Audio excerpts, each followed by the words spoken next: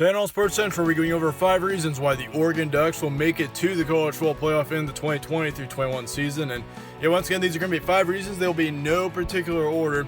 So with that being said, let's look at your first reason why the Oregon Ducks will make it back to the college football playoff. And that's going to be the receiving core for this team, of course. They return the top receiver in Johnny Johnson III, who's a big impact on this team last season. He had right around 830 yards of offense last season with 7 touchdowns. His average was also right around 15, which is excellent. They also returned their second and fourth receivers in Jalen Redd and Jacob Breland. Of course, both of those guys were very impactful to this team as well.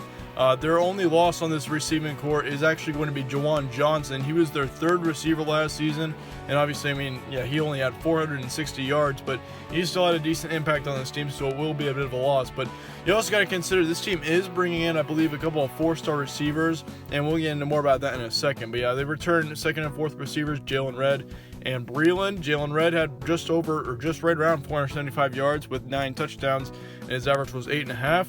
And then Jacob Breland had just right above 400 yards with 6 touchdowns and 15.6 as his average. So, once again, this receiving core being able to return 3 of your top 4 is certainly going to be big, and it's huge for any team to be able to return that. That's a rarity. Typically, you don't see many receiving cores being able to return as much as this Oregon team is, and especially since, we saw how good Oregon was last season with Justin Herbert at quarterback. This team was very, very good in the receiving core, and so it's going to be big to be able to return those receivers there. Moving on to your number 2 is going to be C.J. VERDELL. He was their top running back last season. He was one of the best running backs in the Pac-12 last season, if not the best one. There's no doubt that he was right up there with either being the first or the second best in the Pac-12 last seaon. They also returned their second rusher in Travis Dye, so this rushing core is also going to be really, really good next season. Oregon's always known for having really good offenses, and there's no doubt in my mind that their offense will be just as good next season as it has been in the past.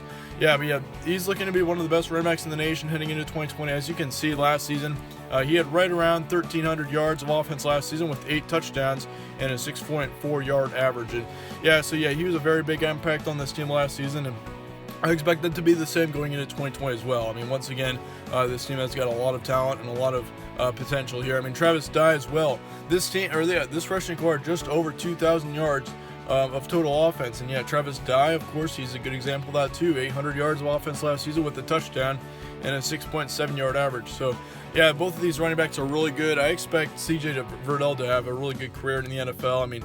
Looking at how he's performing right now, it will not surprise me a single bit to see him do very well going into the NFL. This is probably going to be his last season at Oregon, or it will be his last season is what I should say. But I certainly think C.J. VERDELL would be a huge reason why Oregon would be able to win the national championship in 2020.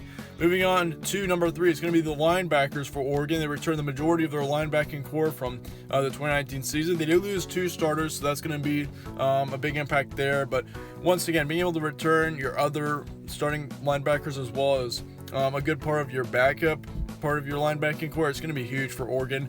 And they already have a defense that is rated as a top 10 team in the nation. There's no doubt on that as well. And usually, considering Oregon is mainly known for their offenses, for them to have as good of a defense as they did last season, there's no doubt that this team could have easily made the college football playoff. It just was a couple of tough losses towards the end of the season that really prevented that from happening. But once again, Oregon being able to have a defense that they had last season, and they're going to return a whole lot of it. So certainly for Oregon, this should be one of the best defenses in the nation next season. And typically don't really see that out of the Pac-12, but I think you can expect it next season. Some notable names from this linebacking core, of course. Justin Flo is going to be coming in. He is a recruit. He is actually the top recruit on this team going into 2020. He's a 5-star, .997. Then you also got Noah Sewell. He is a 5-star, and he's got a .994. So, you got 2 really good linebackers coming in, and that should easily replace the 2 starters that you guys lost from the 2019 season. So, and that also just adds more depth to it as well, in the case that these players can't make a starting position. So, certainly for Oregon, they're looking really good in linebacking position heading into 2020, and it'd be a big reason why they'd make it back to the college football playoff. Moving on to number 4, we got the recruiting for Oregon, and I've already rambled on about the recruiting here for Oregon this upcoming season. They've got a 12th ranked overall recruiting class in the nation. This is according to 24/7 Sports, and obviously they've landed 3 5-star recruits once again. They have 2 of them are linebackers. Once again, Justin Flo and Noah Sewell are both 5 stars, and obviously they're both the top recruits on this team heading into 2020. So, yeah, once again, this linebacking core is looking really good heading into the next couple of seasons. But their average recruit rating is also .902, so they've got a really good average recruit rating as well. If you're above .9, I mean, that's all really good. Their third best recruit, their other 5-star, is Dante Manning. He's a defensive back, and he's a .984, so he's also really high up there. Then you got a bit of a gap, and then you got 4-star, also another defensive back, Luke Hill. He's got a .922, so he should have a big impact on this offense as well. And there's that 4-star wide receiver I was talking about earlier, Chris Hudson. He's going to be joining this team. He's also a 4-star, .916. So, yeah, once again, this recruiting is looking, this 2020 class is looking really good for Oregon. And I think it's going to be one of their, this is obviously, Oregon's always right up there with one of the best recruiting classes in the nation. And, yeah, that's going to continue heading into 2020, and that's going to be big for this team moving into the future.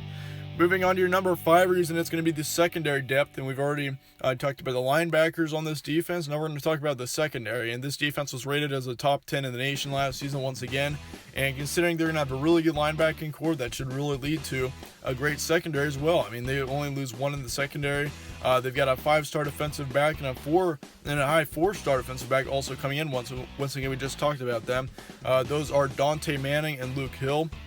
As you can see below, of course, once again, Dante Manning is a .984. Meanwhile, Luke Hill is a 4-star, .922. So, yeah, both of those recruits will be big impacts on this secondary, and it's going to add a ton of depth to it. And considering they're only losing one in this secondary, that's going to be huge. You got 2 great recruits to replace the one starter that you lost. So, yeah, certainly there'll be a lot of competition in the secondary, but yeah, certainly no doubt on this. Oregon's defense could easily be one of the best in the nation next season. There's no doubt in my mind about that.